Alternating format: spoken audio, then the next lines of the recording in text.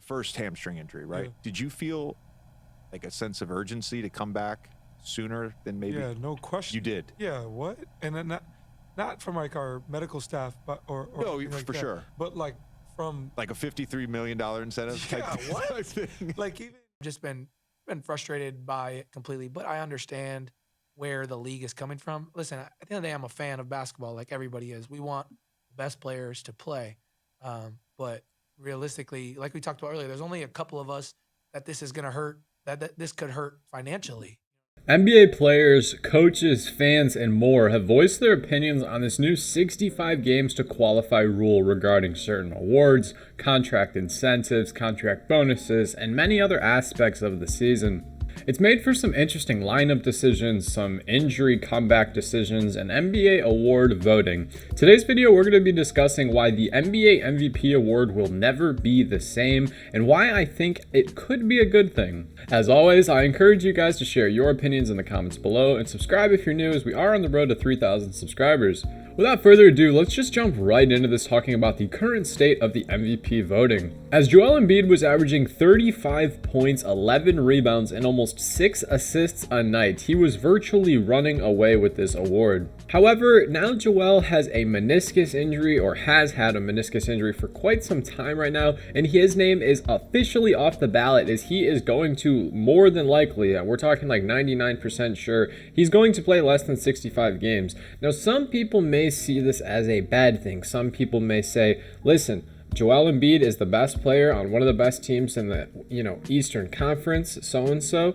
He should be the NBA MVP. My thing is this, only 5 NBA MVPs have ever won playing less than 65 games, so why is it such a big deal today? Not to mention, 3 out of the 5 players were in shortened seasons. As in 1956, there was only 72 games, the 2020 season was the bubble, which was also 72 games, and then LeBron James won it in 2012, which was during the unanimous, or infamous I should say, lockout season in which they started on Christmas Day. So that means a whopping 2 players in NBA history have ever, we're talking 77 years, 2 players have won playing less than 65 games in a full-length 82-game season. So I asked the question, why is it a big deal today? Look at the diversity among the names in the top 10 voting.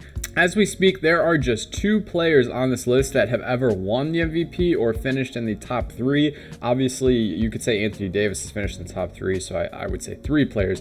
But Shea, Luka, Tatum, Sabonis, Mitchell, Halliburton, Anthony Davis even, Devin Booker, 8 of these 10 guys have never even come close to winning an MVP. And now here they are running the rankings because they are playing healthy. And I'm not saying this to take away from any players, like for Joel Embiid's instance. Is Joel playing insane basketball? Yes. Is he posting the best stats in the NBA? Probably. Were the Sixers on a hell of a win streak with him? Hell yes. Does he deserve to be given an NBA MVP award?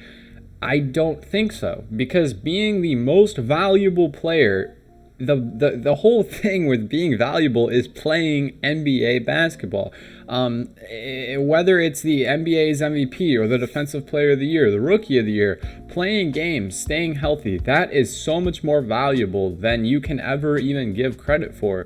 If someone's averaging 20 and 10 and they play 82 games a year, but someone's averaging 35 and 10 and they're playing 50 or 40 games a year, obviously you're going to want the guy who's doing the same thing every night, 82 games, showing up, not missing any games. I've said it once, I'll say it a million more times on this channel. Availability is the best ability.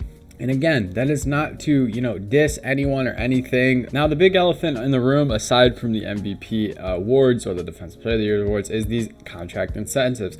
It's very easy for people like you and people like me, assuming you're not in the top 1% watching this video, it's easy for us to say, well, you guys, you're millionaires, you already are making, like Tyrese Halliburton, for example, talking about he has a $52 million incentive on his contract if he plays X amount of games. For us, it's easy to say, like, dude, you're already making $200-300 million a year. You're going to make many more over your long NBA career. What's $50 million in the grand scheme of things? I mean, that's life-changing money. It's a lot of money, and they get taxed a lot in the NBA. So this isn't supposed to be a finance channel. But my thing is this. If the players are complaining about having to show up and do their job, which is play basketball, and when you don't play, you don't get paid, I just don't see the sympathy in that, you know? And maybe I'm weird, maybe I'm crazy. I do have the utmost respect for NBA players. They're why I love the game of basketball. It's just, in my eyes, in my personal opinion, again, I encourage you guys to leave your opinions and tell me why I'm wrong or tell me why you agree with me. I just don't think it's, I guess right isn't the right adverb. I just don't think it's entirely justified, if you will, for someone who's worth $200 or $300 million to be complaining about missing money because they didn't play the game. I mean, the reason they're getting paid so much is because they're so great that they sell out tickets and they sell out seats for the, you know, the fans to spend their hard-earned money on jerseys, on tickets, on concession, all these things. That's going back into their contract. So if you're not playing, if you're not putting butts in seats, then why would we, you know, give you these incentives? 65 games is really not that much to ask for. Michael Jordan played 82 games at the age of 40 years old, guys. I mean, Kareem Abdul-Jabbar, he played 82 games at the age of 38. There's so many greats in NBA history who have done, you know, played so many games, and with worse technology, you know, worse medical staffs, worse conditions, you know, worse just everything. But I sound like an old head at this rate. What do you guys think? What do you make of the new rules in the NBA? I appreciate you guys' support as always if you made it this far. Hope you all have a great rest of your day. Stay happy, healthy, and blessed. Peace.